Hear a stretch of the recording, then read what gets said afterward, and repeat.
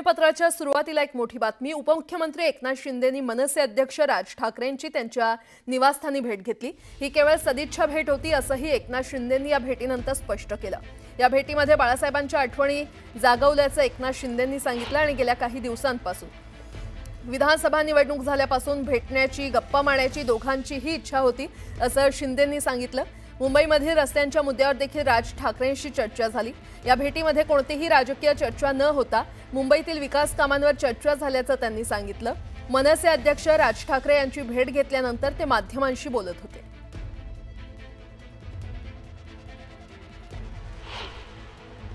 निवडणुका झाल्यानंतर गेले 1-2 महिन्यापासूनच भेटायचं, जेवायला या, एकत्र जेवूया आणि गप्पा मारूया अशा प्रकारचं आमचं सुरू होतं आणि त्यामुळे मी आज आलो। सदिच्छा भेट होती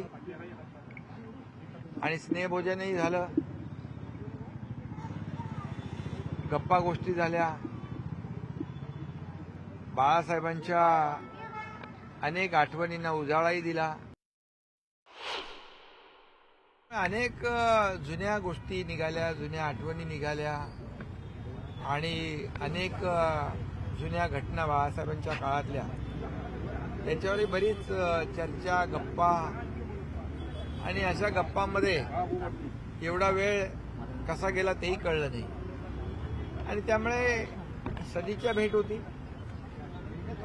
मला वाटतं याचा राजकीय अर्थ काढण्याची काहीच आवश्यकता नाही।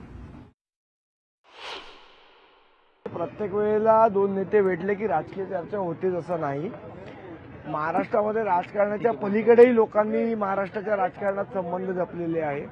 आज सन्माननीय राजसाहेबांनी श्री एकनाथजी शिंदे साहेबांना स्नेहभोजनासाठी आमंत्रण दिलं होतं। त्या स्नेहभोजनासाठी ते होते।